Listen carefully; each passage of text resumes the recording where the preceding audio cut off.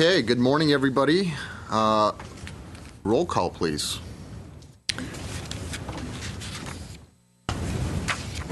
Audit Committee Member Richard Correll. Here. Edmund Khachaturian is absent. Tom O'Shaughnessy. Present. Alex Parajon.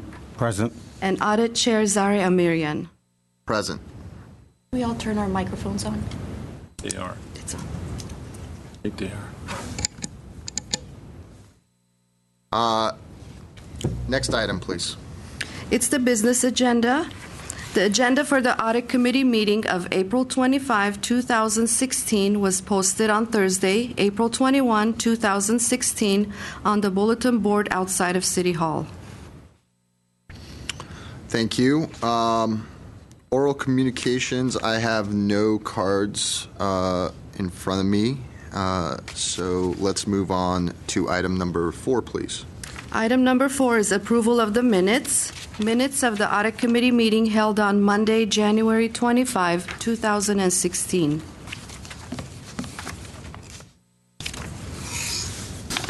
Gentlemen? I would move approval of the minutes as submitted. I'll second that. Roll call, please. Audit Committee Member Richard Correll. Quick question. I'm actually looking for a copy of them. Are they supposed to be in this folder? In the packet that you have there. Yeah, I was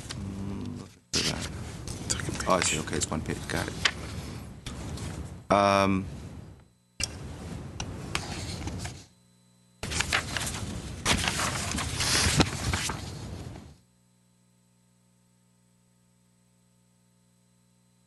That's fine. Is that an aye? Yeah. Ed Khachaturian is absent. Tom O'Shaughnessy. Aye. Alex Parajon. Aye. And Audit Chair Zari Amirian. Yes. Next item, please. Is number 5, action items. There's no items. Next item. So number 6 is reports, information, Director of Finance regarding internal audit activity, report as of March 31st, 2016. Good morning, Mr. Chair, members of the committee. Good morning. I'll turn it over to our audit manager. Good morning, Mr. Chair and Audit Committee members. My name is Eileen Donahue, and I work as the Internal Audit Manager for the Internal Audit Section. This morning, I would like to provide the project update as of March 31st, 2016. During that quarter end, we completed 3 projects. The first 2 projects are considered value-added projects. The first one being the Community Development Block Grant Financial Ratio Analysis. This is a project that we've done for several years. What we do is we take the financial information provided by the community agency applicants that are applying for community development block grant funding for the future years, and we take that financial information and we do financial ratio calculations. We have done the same 6 financial ratios for the last several years. This information is then provided back to Community Services and Parks to be forwarded to the Community Development Block Grant Advisory Committee to be able to be used as an additional tool when they're making their financial decisions or funding decisions for the applicants for next year. We do not express any opinion about the financial health of the organization. It's meant merely as an additional tool for the advisory committee to use when they're making funding decisions. In the packet that we provide to the department, we provide a description of each of the financial ratios. We also provide detail on what accounts are used to determine those financial ratios, and we also provide a metric of what they can look for in evaluating those financial ratios. If you have any questions, I'm available to answer them. As well, we have a representative from Community Services and Parks here as well. Are these applicants primarily C3s, C4s? Nonprofit? I'm not quite familiar. They're normally nonprofit, and the financial ratios that we use are focused more on nonprofit agencies. As part of your analysis, do you get copies of their latest tax return to see if they are a growing organization or a declining organization, or do you not go that deep into it? We do not go that deep. We take the financial statements that are prepared by their independent accountants, and we merely do the calculations. It provides an independent evaluation of that activity that then is provided back as an advisory to the advisory committee as an evaluation tool. Are those audited financial statements, by the way? There's different criteria for the applicants.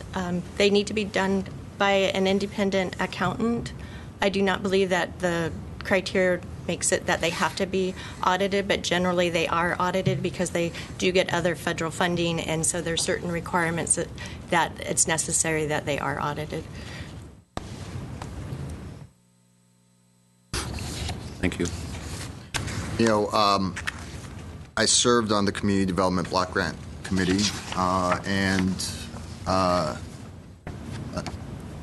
was on the Audit Committee when we finally made the decision to provide this financial ratio analysis. And so I'd like to find out how what the feedback from the commissioners has been, if they're finding it useful or if it's just, extra noise for them. I mean, I find it difficult to believe that they wouldn't find it useful, but how are the commissioners receiving this information? We also, when we do this project, we also go to the committee meeting where they're going to be evaluating these applicants, and we also go through what we've provided to them. This year I did a PowerPoint and discussed the calculations that I did. We also have a representative here as well that would be more familiar with how it's being used in actual funding decisions, if you'd like to have him address that. Sure.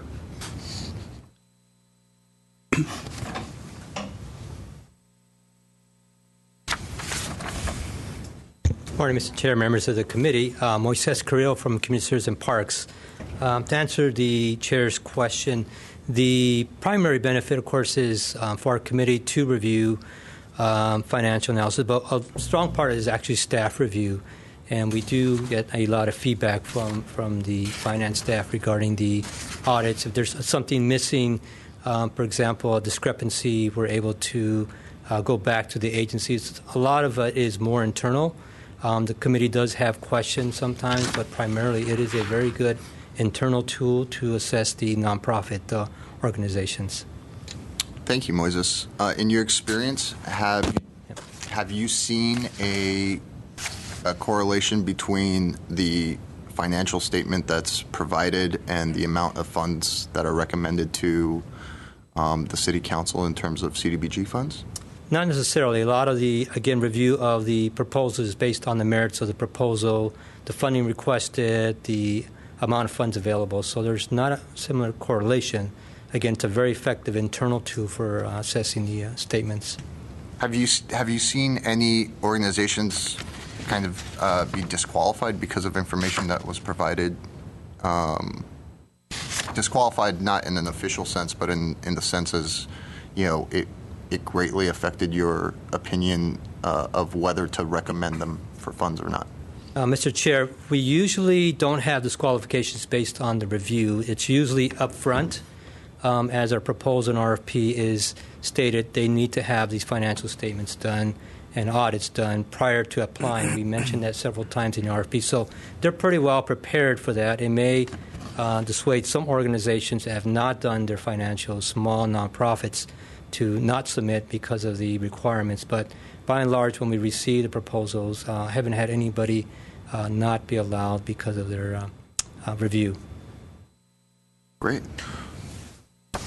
So I guess I'm a little bit confused because on one hand, I do understand how most of the organizations already have a series of financial documents that would inform you about their financial well-being.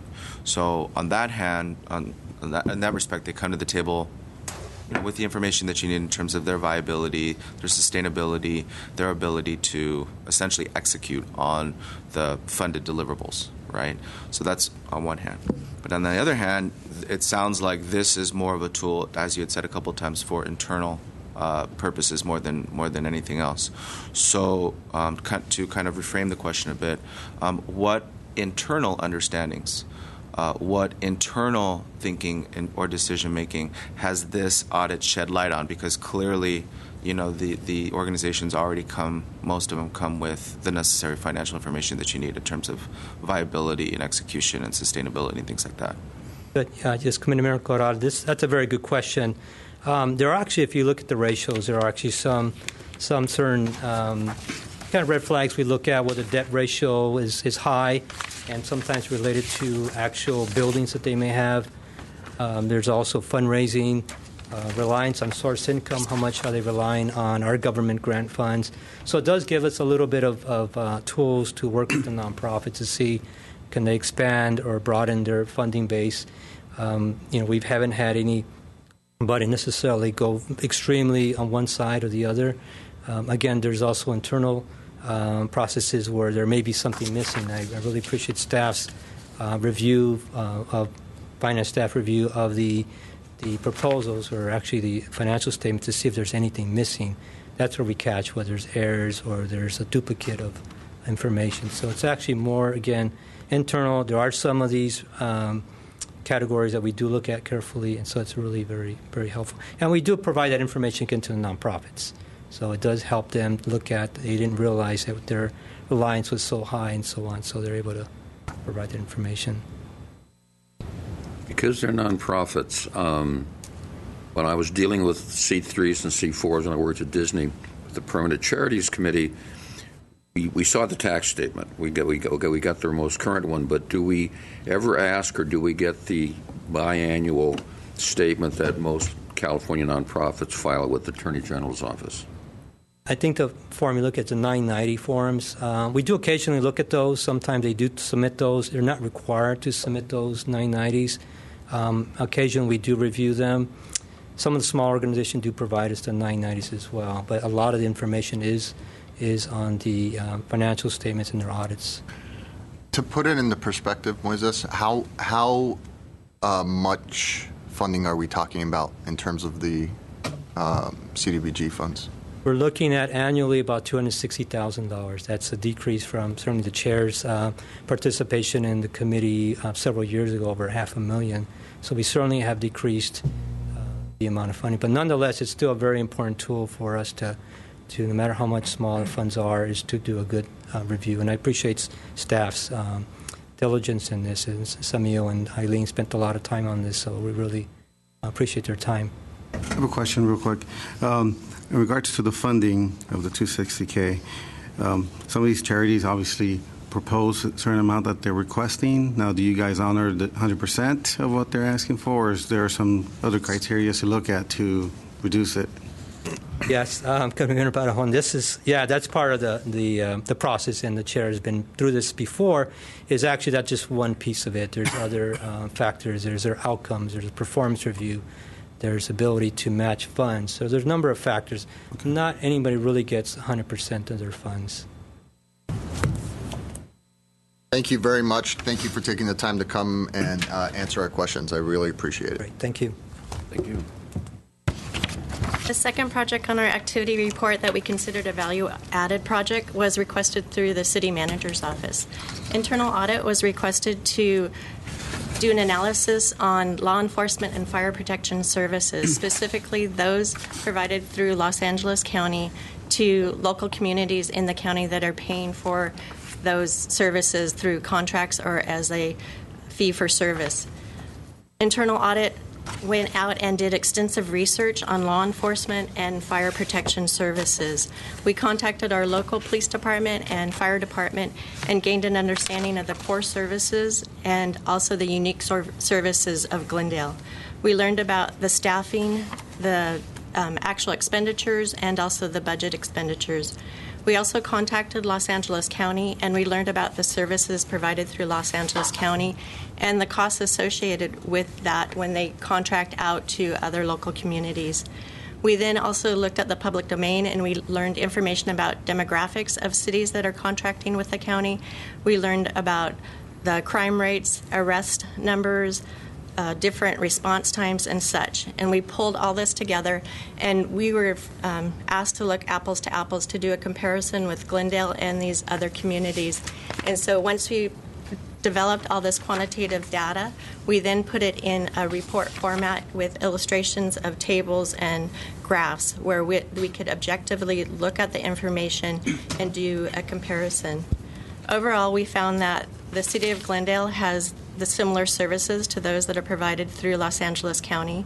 We also learned that many of the cities that are contracting with Los Angeles County are newer incorporated cities, not older ones. We also learned that they do not have a very high budget or a lot of resources generally. There was no recommendations from the work that we did. We merely provided it back to the city manager's office and the city attorney's office for their informational purposes. I'm available to answer any questions on the work, and as well, we also have the city manager with us, and he could also provide more information on the project request as well. Yeah, this was a massive undertaking. It seems like, and so a couple of shop questions before we get to the actual report itself. So it was, if I recall correctly, it was about 1,000 hours of work, and it's an unplanned audit. How does that affect the audits, the rest of the audits that were planned, and any other unplanned audits that may come up? It means that we didn't get to those other audits because 3 of us were working on this project.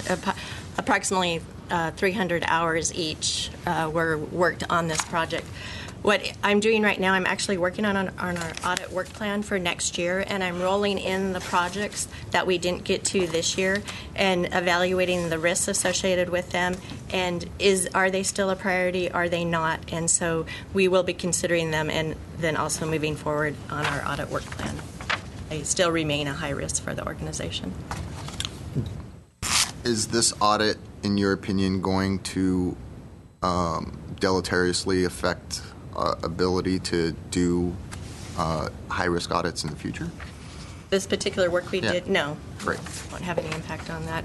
If anything, it was a good project for us to work on because we learned a lot more about our police department and our fire department. We work closely with employees in the city, and that always helps to internal audit when we build those relationships and they realize the services that we can provide for the city. All the shop questions I have. Anybody else on that before we move on to the actual? I have 3 quick questions. In this marvelous bit of light reading you have here for us, does mutual aid impact any of this when, for example, something's happening in Santa Barbara and you start seeing the fire engines rolling up the highway, which means Pasadena or El Monte or someone might be covering Glendale because Glendale is covering Ventura County because Burbank and Glendale are actually fighting the fire in Santa Barbara. With mutual aid, everything shifts to whatever direction you need the aid. 2, does anything in this report deal with if it's a federally declared disaster, you're budgeting for recompensation from the paying agency must be on the right form, must be the right format? Did you list the fire truck, the correct terminology to use that? And does Verdugo Dispatch impact anything in this report? Since, while Verdugo Dispatch is for all the communities, it is based here in Glendale. So again, this report was very using quantitative data, and we took the information that we were able to gather and did it in illustrations. When you talk about mutual aid, we have the fire chief here, and he could address that, I'm sure. As far as Verdugo, we did contact Verdugo to gather the information. We do have that and identified in the report that if potentially something went to the county, Verdugo Communications would have to be something that would be discussed as well. Number 2, I'm not quite sure I'd have to hear that again. Hi, Chief. Mr. Chair, members of the committee, Greg Fish, your fire chief. To answer your first question, as far as mutual aid goes, we have a master mutual aid system for the state of California, and LA County and Glendale both participate in that master mutual aid system. So no matter what, if there's a fire burning in Santa Barbara and they call for our resources will respond to it. If we were to contract out with the County of Los Angeles, yes, the County of Los Angeles in that particular case would respond to Santa Barbara as well. So it wouldn't have an impact particularly in that. If you were talking specifically a fire in Santa Barbara or Santa Barbara County, yeah, we would give resources to them as they request them through the region. Did that answer the question? Yes. Okay, excellent. And then as far as the third question, the Verdugo piece, that would have to be something that we would have to figure out. Do we want to continue to put money into our Verdugo Fire Communications Center based on the fact that down the road we might contract out to the county? That would truly be up to the city council and city management. So what did that look like? Well, right now we're a third owner of that particular dispatch center. We dispatch for multiple agencies in the area. So if that would be something that we would consider to be profitable or something that would work for us, we would continue on. In my experience, I was a coordinator with Burbank Fire Department for 8 years as a volunteer coordinator, and I'm a ham radio operator, so I dealt with Verdugo's dispatch from the Burbank end before I came here to Glendale. I also was on DCS with the Sheriff's Department. So when I ask these questions, it's based on my experience with ELCs and communications and how they network beyond city boundaries. Thank you. So I don't know if this is a question for the fire chief. Maybe it's more for Mike. What was the impetus for all of this in the very, very beginning?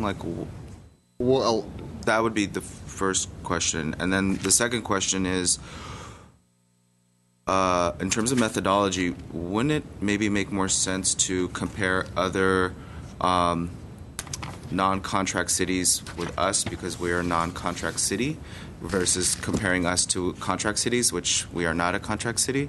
Yeah. Good morning, Mr. Chair, members of the committee. Scott Ochoa, City Manager. In terms of the context for this, as you know, early this year, the Measure N qualified for the June ballot. And that is effectively a 10% reduction in the city's general fund. 2/3 of the general fund, police and fire, as you would see with any independent full-service city. And so as we began assembling what the universe, the spectrum of options would be if indeed Measure N passed, it was suggested to us repeatedly by a handful of members of the community that the loss of revenue could be absorbed if only you would contract with the County of Los Angeles. Because County of Los Angeles, yes, they have these particular folks were railing against pensions and compensation. So while the County of Los Angeles has a pension system, a civil service system, that somehow miraculously they wouldn't have the same type of cost structure as the city of Glendale. So wanting to run to the contact and just take the Pepsi challenge with the county, which was being suggested to us, we went and asked internal audit to stop what they were doing and commence on a rather exhaustive report. So that's effectively how we got to where we are, and I think what you see in the report is pound for pound, because their cost structure is so similar to what the city's is, you're really not saving the money that folks would want you to save. And in fact, if you were to contract out with the county, the report doesn't get all the way to such conclusions, I think, but certainly from my perspective as a manager looking at this, if you were going to go county on the fire side, you would absolutely have to cut service in order to realize the savings that are somehow being imagined to be there. And on the fire side, where the tooth-to-tail ratio is a little bit longer, you would have to cut field services, most certainly because our officers are less expensive than deputies. And even if you say, okay, you're going to eliminate all of the management structure, there's not enough of that management structure there to save the same amount of money that you're looking to cut by way of the UUT. Presumably, you could get what the county does very, very well is bring lots of resources in a very large, difficult situation that comes along once in a great while. They do their job very well. It's just a different level of policing. And so the economies of scale come in the centralization of really your non-field service folks, your dispatch, your jail, your property, your detectives, everything else. And that, again, is a huge trade-off for where Glendale's been. So for a marginal amount of savings, a significant reduction in service, it seemed to us that didn't quite make sense, but we had to answer that bell because that bell was suggested. Now, when we look at other independent cities, we I believe, had a couple of comparisons to independent cities just to keep that apples to apples, but that really wasn't the major thrust of this particular audit because it wasn't suggested to us that we should contract with the City of L.A. or City of Pasadena or City of Burbank, but rather the County of Los Angeles. So that being said, with these other contract cities, I did note that it seems like it would be difficult to find a contract city that, according to sort of the major criteria and indicators, is comparable to the City of Glendale in terms of, again, in this sort of quick fact sheet, this matrix that you have here. I guess the closest one would be Santa Clarita in some sense, but because as was stated, most contract cities are small in a variety of different ways, right? We can interpret that in a variety of different ways.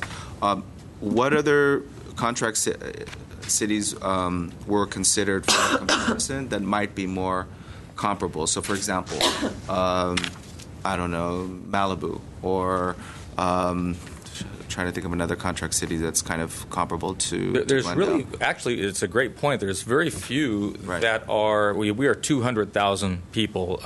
Santa Clarita is about 200,000 people.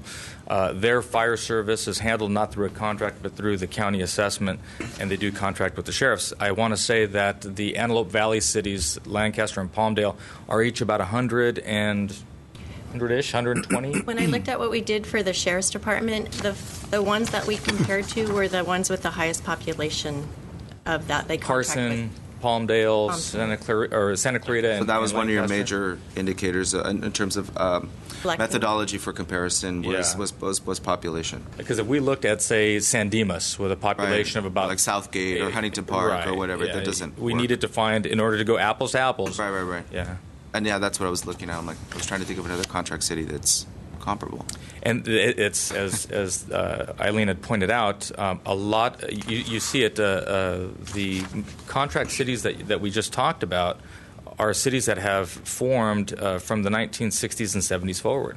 Now, Glendale is over 100 years old, and so if you were an unincorporated area today and you were going to incorporate and start your own city with all of the apparatus that is necessary, the infrastructure that is necessary to have your own police especially, but fire service as well, probably wouldn't make a heck of a lot of sense. And so you probably would contract with the county, and the county would be able to absorb you because the county, up to that point, will very likely have been providing service to you already.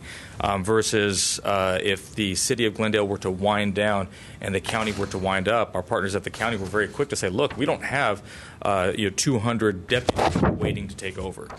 We'll have to go find that. And so the idea, the irony of this entire exercise was that if the community did vote yes on measure, and if the council did decide to contract with the county, there is a wind down process, one because of the labor laws that we have and the agreements that the city has, but also just the logistics side.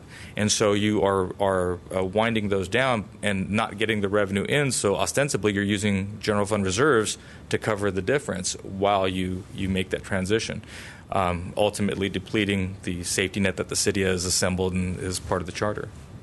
What are the? I'm trying to understand what are the. So I get that taking our wonderful police department and our wonderful fire department and eliminating those and contracting out services is probably not a realistic or smart plan according to what you've been saying and according to the information that we're seeing.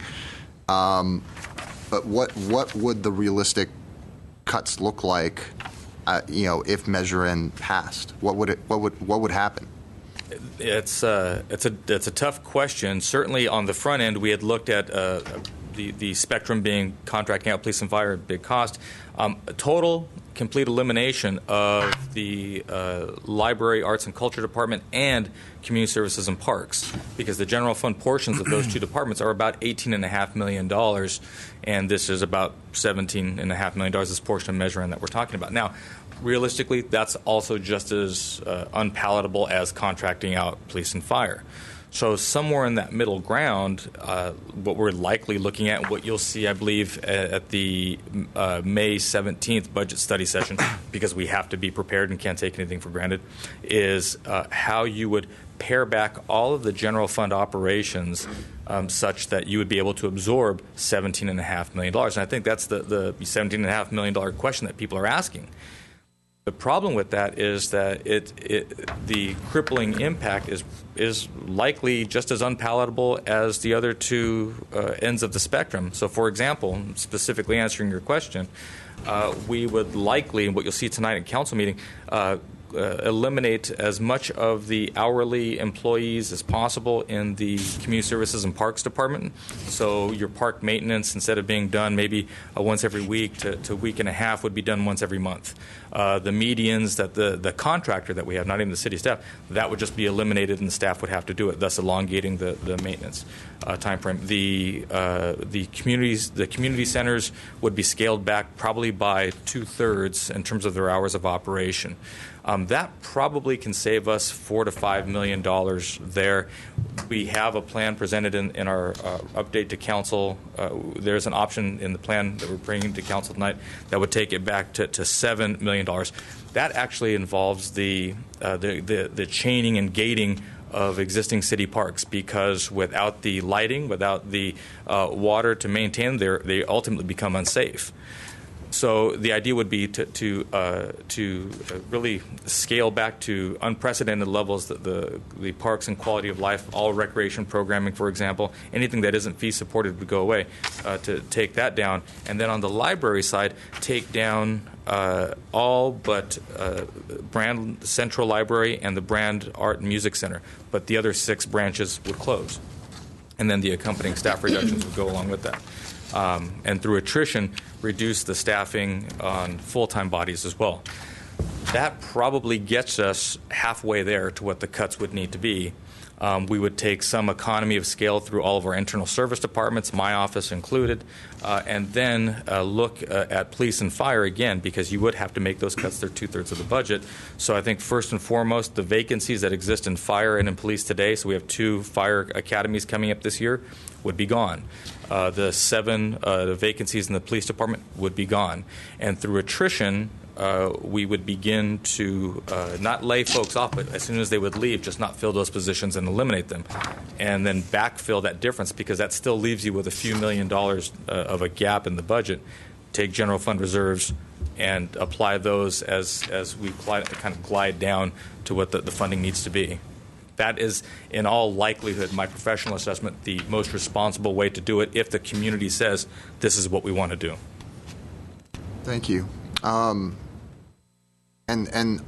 are there will there be any recommendations on other sources of revenue, or is that just not feasible? In this election context, I would say it's not feasible. The question first and foremost is whether or not Measure N should be approved or defeated.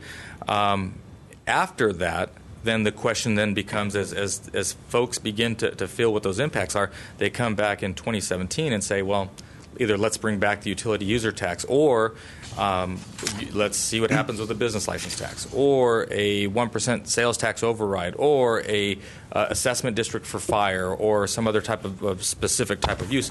But at the end of the day, you're getting back to what the revenue structure is today, and really has been since 1969. That's the funny part about all this, is that we've developed this structure not by happenstance or coincidence. It was consciously created both from the general fund transfer to the utility user tax, all in an effort to keep the cost of owning property as low as possible here in Glendale. That's why Glendale's property tax rate is 13 cents on the dollar, and Burbank is 19, and Pasadena is 22, and LA is like 25, 26, 27 cents on the dollar that they keep. This has been a conservative fiscal city, and so you see the way that the revenue structure has grown, and the land use development for that matter as well.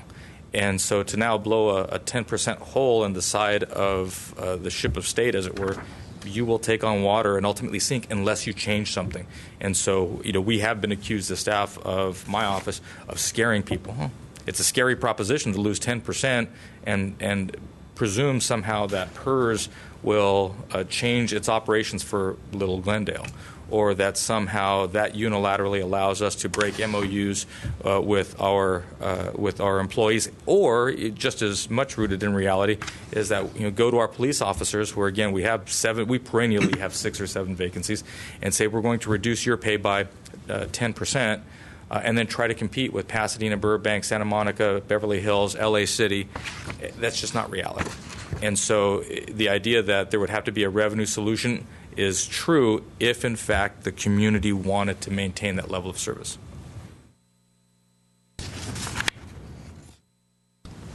Thank you. Let me see. Do I have any other questions? I mean, it's all thought-provoking, and I really appreciate your time.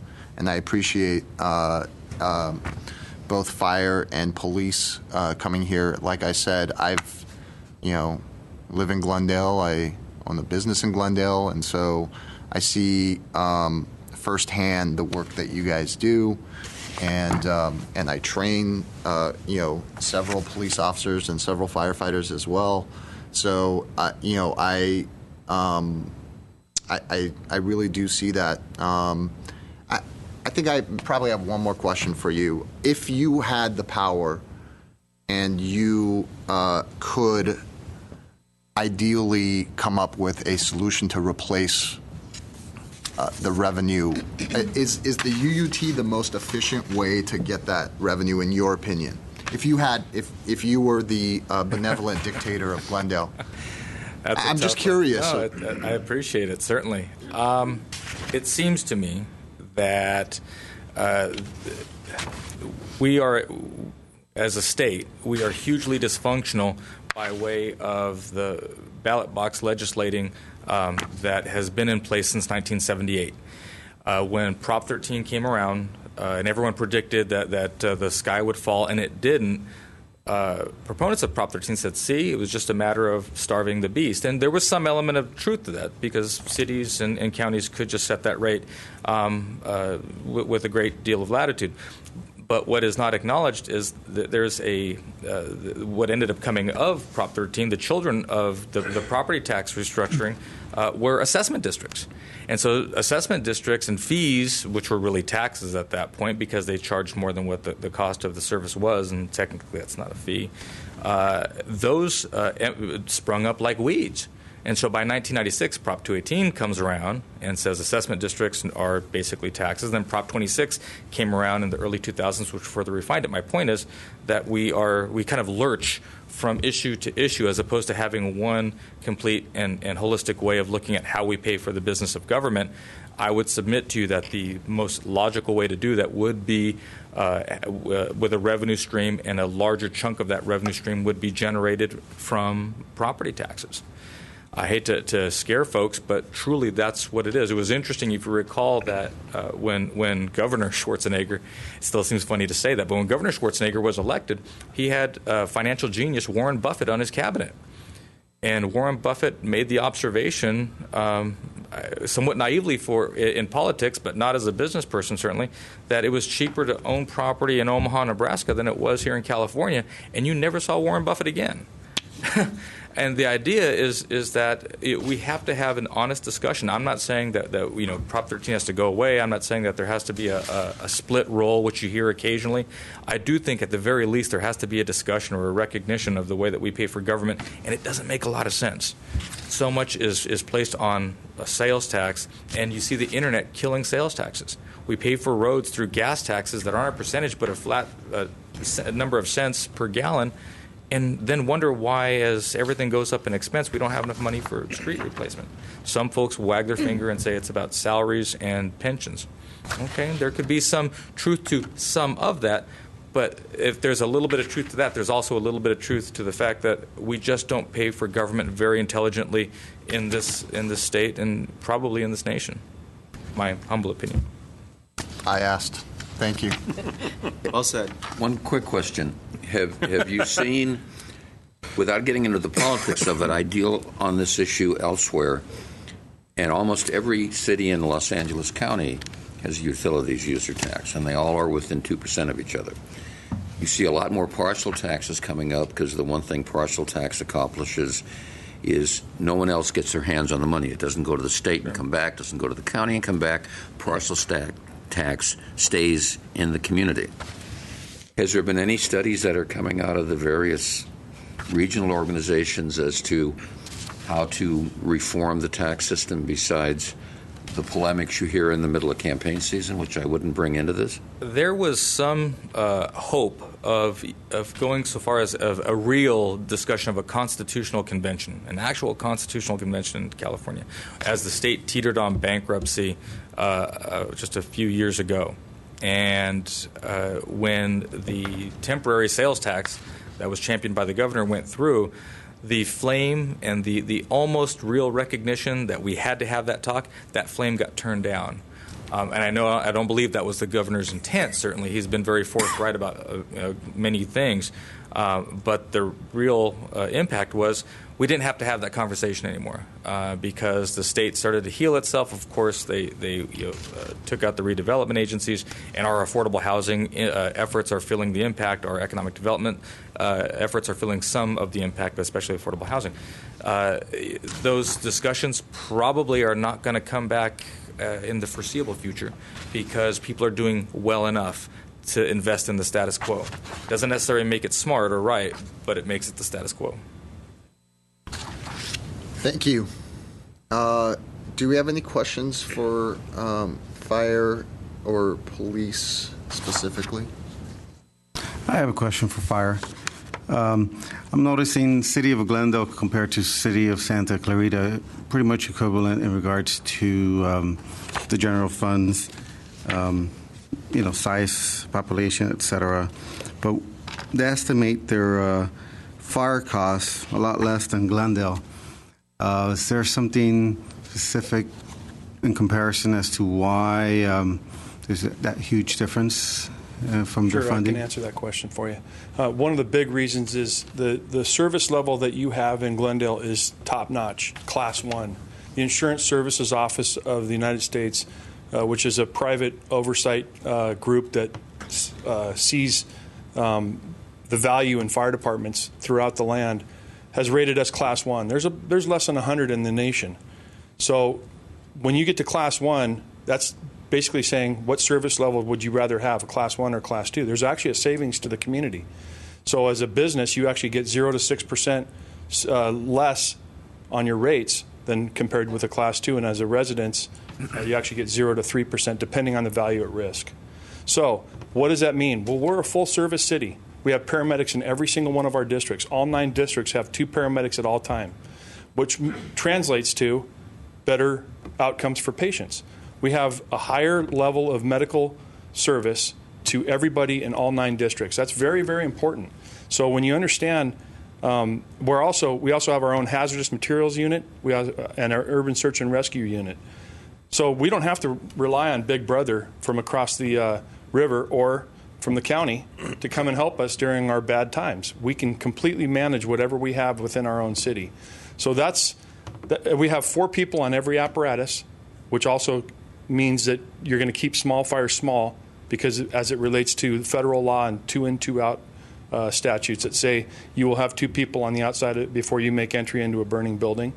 So that's one of the reasons why the level of damage done by fire is so little in our city. And I can proudly say that. I'm like a proud father in that aspect, because we do a great job. But this was all designed by my forefathers, the chiefs before me, and the city councils and the city managers before me, to make it the system that is Class 1 that we have today. And if I recall, greater than 85% of the calls are medical related?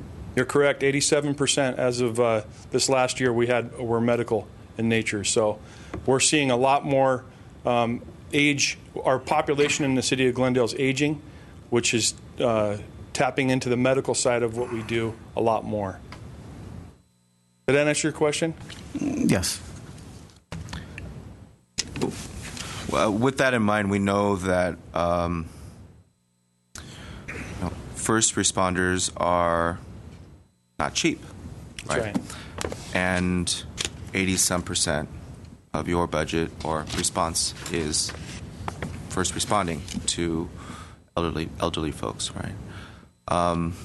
Which kind of connects me to something that Scott was talking about, which is around city services, in particular, rec and parks, in particular, senior services, which I know that there's a kind of a robust senior service program. I'm wondering for some cost savings opportunities to think about, kind of, while we still have the money, preventative care when it comes to our seniors, so that potentially we can, and not to say that it doesn't exist, but in terms of cost savings, it's something that really could help you out and keep your folks around for the things that, I don't want to say really matter, but that are also important.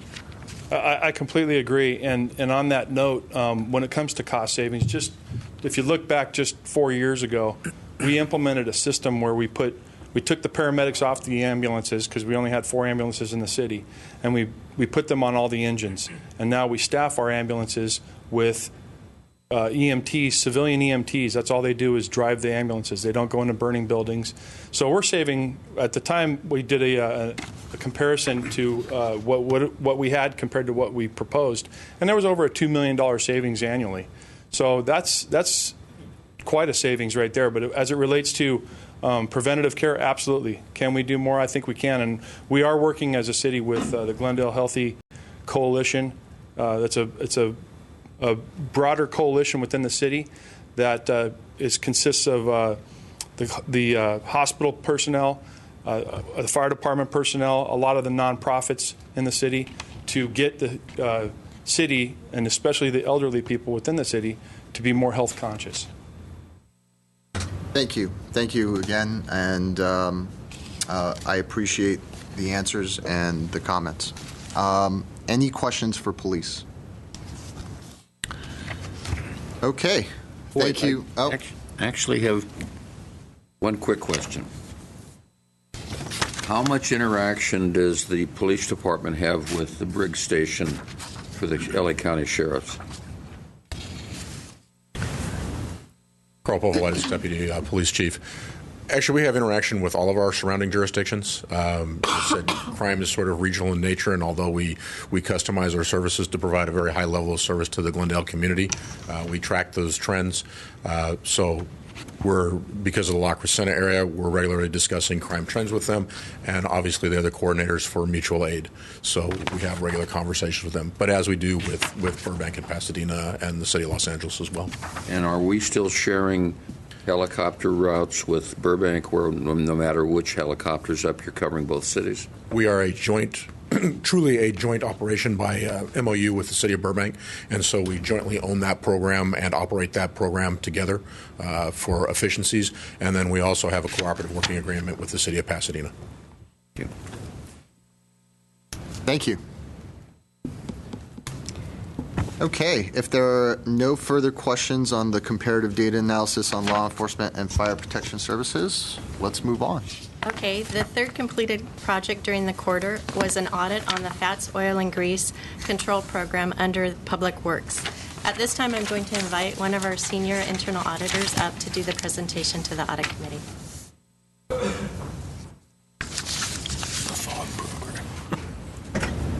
Good morning, Chair Marion and fellow Audit Committee members. My name is Natalie Manami Valdivia, and I'm a Senior Internal Auditor within the Internal Audit section. I'm here to present to you the Fats, Oils, and Grease Control Program audit. This audit was conducted at the request of Public Works Management and was included within our fiscal year 2015-16 annual audit plan. Just as a little bit of background, the Fats, Oils, and Grease Control Program addresses a state law that was enacted to reduce the number of sanitary sewer overflows resulting from fats, oils, and grease, or as it's more commonly known as FOG.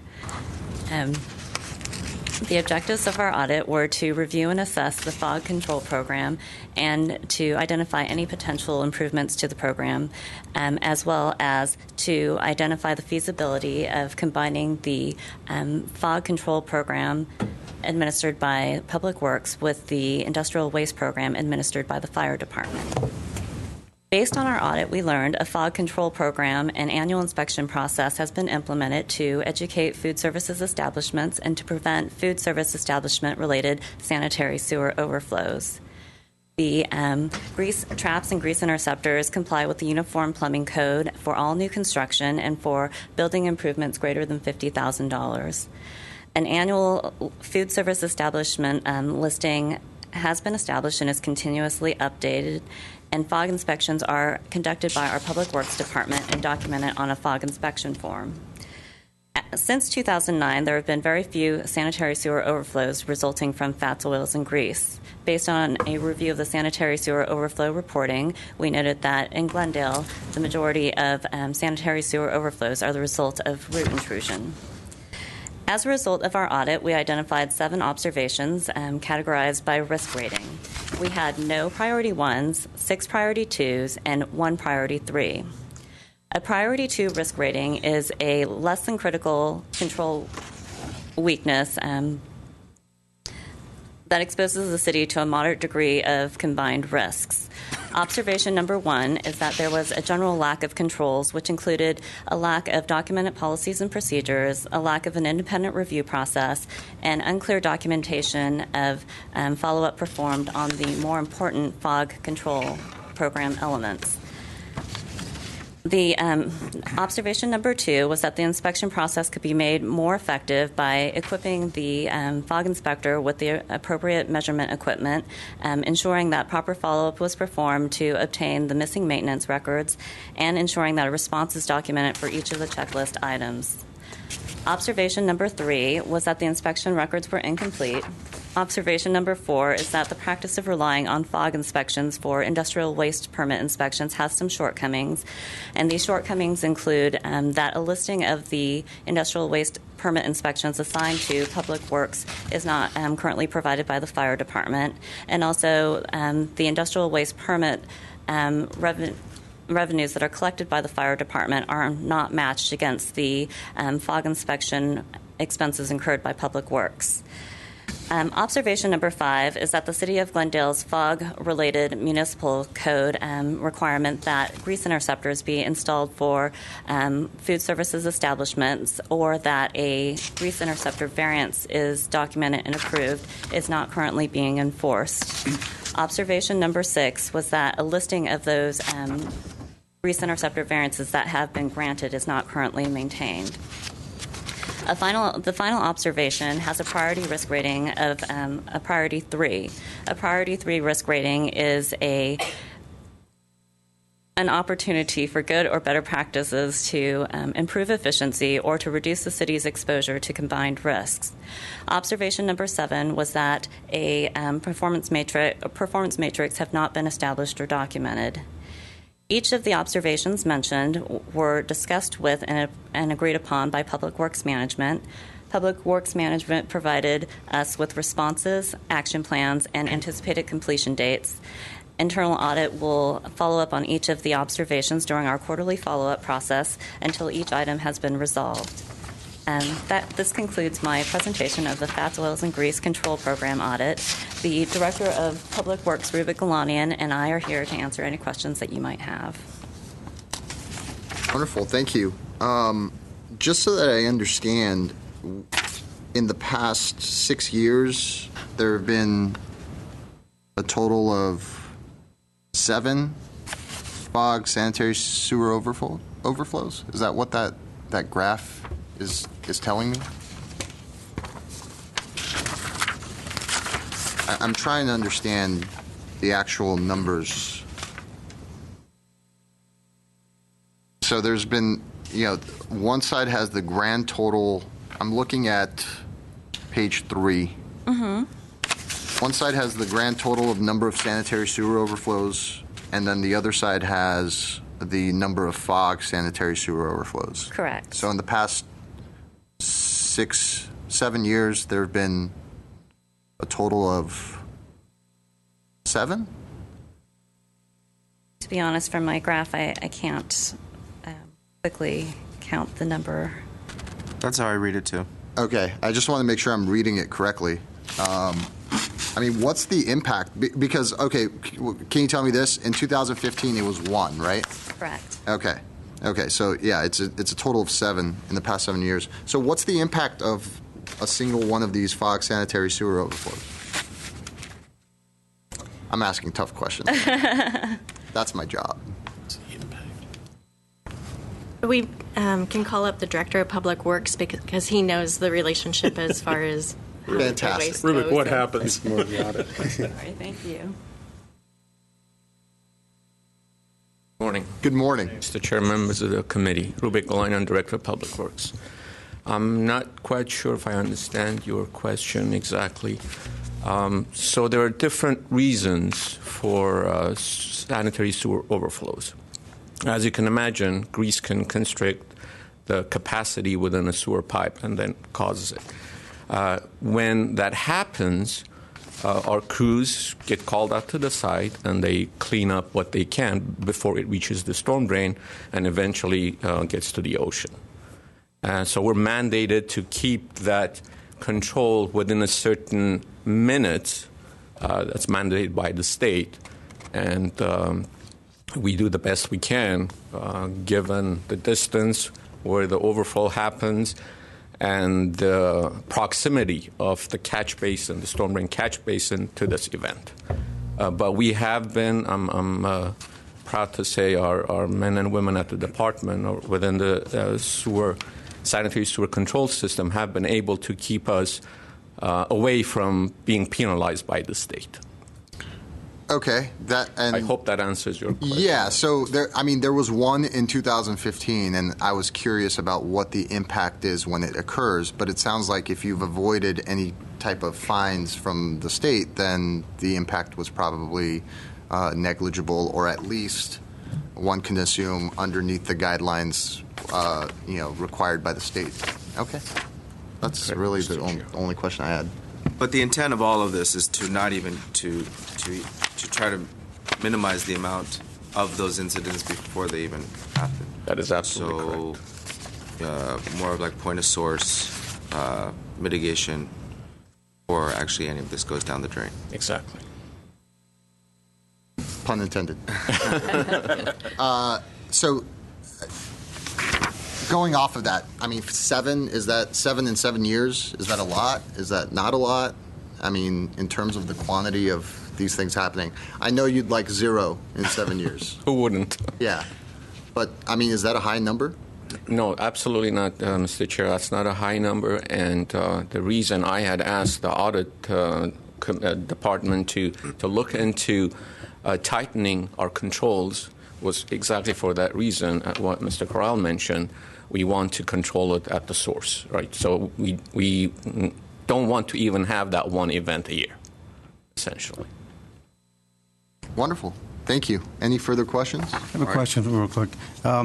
Any of those establishments that actually are in the higher risk, is there some sort of city fines or something like that they incur, or do you guys warn them? Very good question.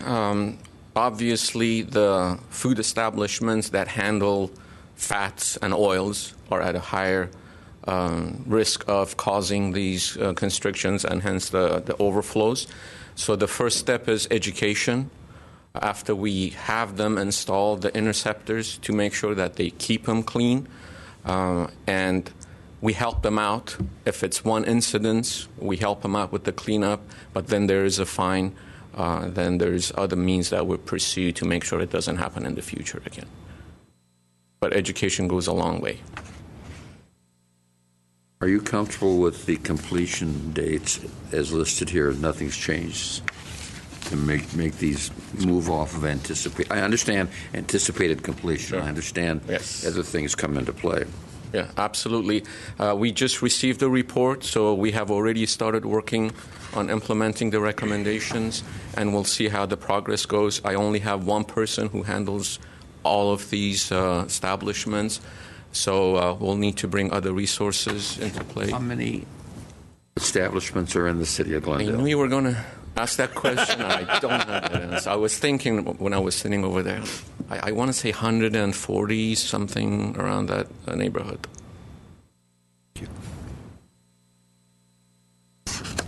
Wonderful. Thank you. Thanks very much. Moving on, the next part of our activity report has the projects in progress. As of March 31st, 2016, we had 6 projects or audits that were in progress. One you might have seen recently, it was just issued. It was the natural gas contract audit that went to GWP. We have one, the remote access audit, that it's in the final stage of completing the work papers and they're starting the development of the audit report. 2 audits are in the fieldwork stage, which means we're still gathering the evidence to test against the audit objectives. And 2 audits are ones that we consider are secondary audits that we do as our time allows us to. Those ones we look at, we're likely going to be looking at better practices, and that would be the records management audit and the safety grants audit. Next is, if there's any questions on those projects. So, for example, the ones you just mentioned would be the kind of thing that might have been shifted backwards because of the audit on fire and police. All 6. That's where it might have shifted. Mm-hmm. Yes. Again, 3 of us worked heavily on the fire full time and then some. The police report. The next portion of our activity update is audit follow-up. What we do is every quarter we go out to any agency that has an outstanding audit issue, and we discuss the current status of that outstanding issue. Going into this quarter, as of January 1st, we had 26 outstanding audit issues. With the FOG report, we issued an additional 7 observations. And as we did the quarterly follow-up, as of March 31st, we found that 1 outstanding audit issue had been implemented and 2 had been moved to not implemented, which I will address later. In looking at the outstanding audit issues as of March 31st, we found that we had a total of 30. We found that they're split between 5 departments: community development, finance, human resources, information services, and public works. We found that over 50% of these outstanding audit issues were from reports that were issued within the last 12 months. We also are realizing that the ones that tend to take longer to implement are those that cross over different departments and likely also have to deal with changes in information technology. For example, if a department is working with information services department to implement an observation, it takes a bit longer just because of resources available. Also, you will notice that there was 1 priority 1 audit issue that remains outstanding. This was issued to Department of Finance with the disbursement duplicate payment audit. This was also one that I had addressed last quarter. Department of Finance has put in mitigating controls associated with this observation. However, to be able to finalize or complete this observation, it's contingent on decisions that are going to be coming from the city manager's office and the city attorney's office. And so until those decisions can be made, it's not implemented yet. Now Any idea on what the timeline for those decisions are? Bob, do you know? I do not. I mean, I know it was July 23, 2015, so we haven't gotten to that 2-year mark, is it? Right. Yeah. Okay. Finance does contact these 2 departments whenever we do this quarterly follow-up to then also discuss what is going on as well. So finance is staying on top of this issue. Going back to the 2 audit issues that went to not implemented, we do have a resolution that says that anytime an audit issue moves to not implemented, we ask the department director to be here to discuss those issues. We found that these 2 issues, they're from the payroll operational audit and also the disbursement duplicate payment audit. Both of these audit issues deals with policy updates, updating the policies for current practices, and both of these are under Department of Finance.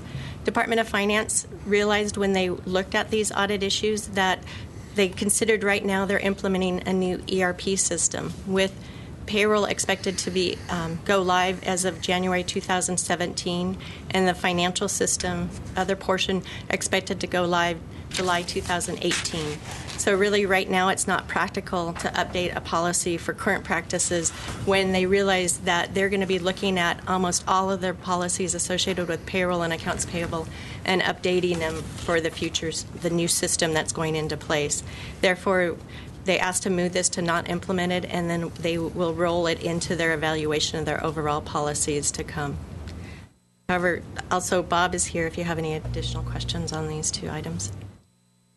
When's the plan to actually look at and revise all of those policies for the new Munis Enterprise Resource Plans? Mr. Chair, members of the committee, that's actually underway now. We hired as part of our process a change management consultant to come in and look at all our various business processes and tailor those to best practices that are built into the system. So we're not just replicating what we do now and getting new software. We're taking that software and building our practices around it, since the software is, built for government. It's government only.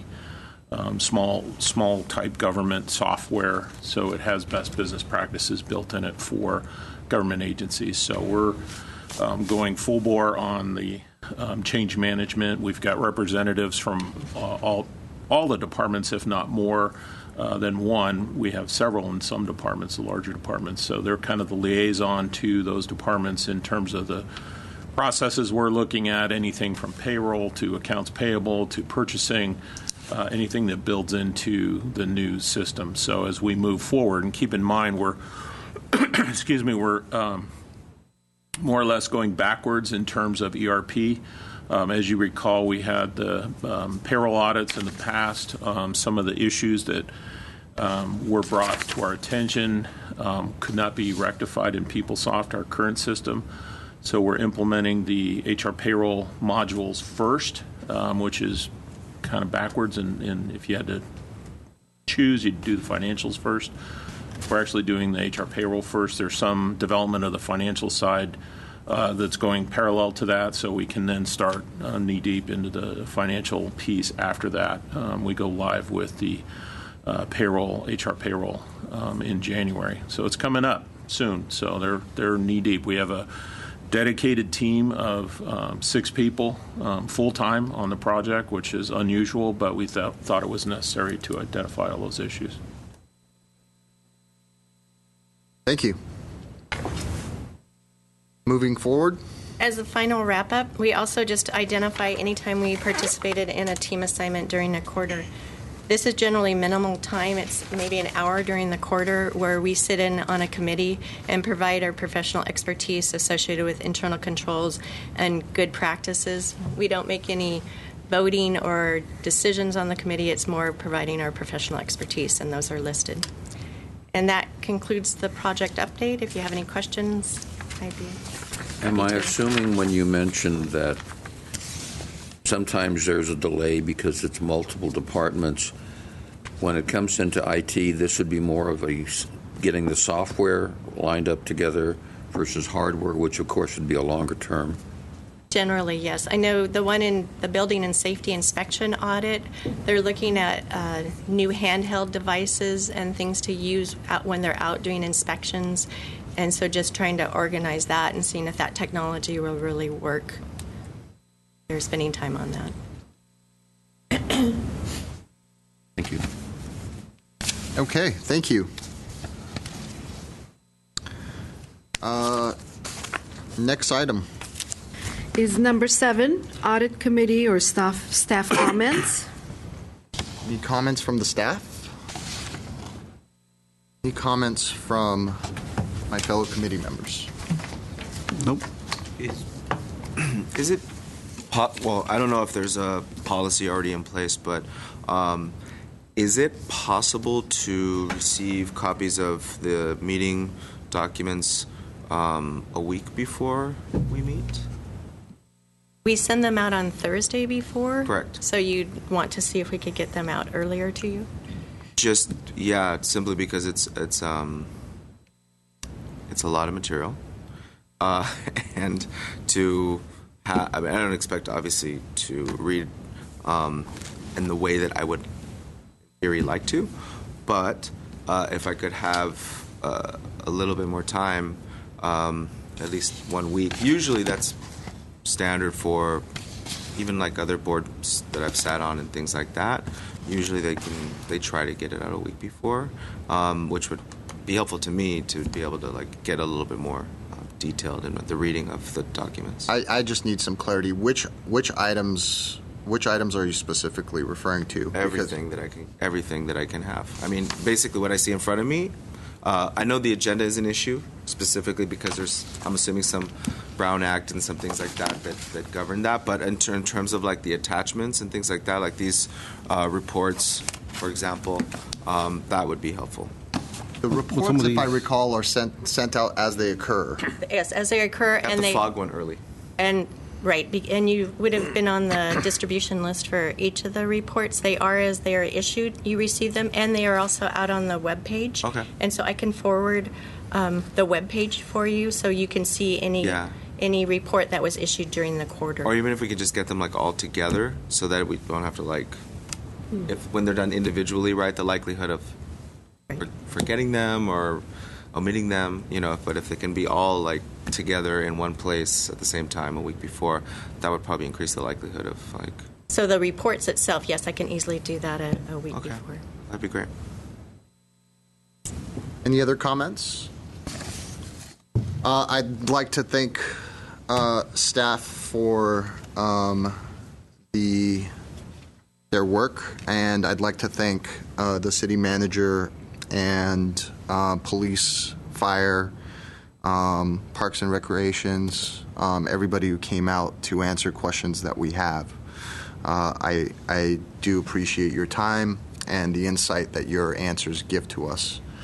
I do have something that's slightly unrelated to audit, and I wonder if this would be the proper time to comment on it. A brief comment is fine. You know, I've never done this. I've been on committees for now 9 years, and yesterday was the 101st anniversary of the Armenian Genocide, and I saw a documentary that will be playing for the next few days at the MGM Theater, and I highly recommend it. It's about humanity and the victimization not only of one people but of everybody by the single act, and so it's very humanizing, and it was significant enough for me that it warrants me mentioning it for the first time in this space, because the more people that can see it, I think it's certainly moving. So I appreciate that. Moving on to the next item. Number 8 is new business. No new business. I didn't mention the name. I'm sorry. It's called The Other Side of Home, and it's playing at the MGN. So, go see it. It's really great. I have no new business. Any new business? No. Next item. Number 9 is adjournment. We need a motion. I move to adjourn this meeting. Second. Thank you.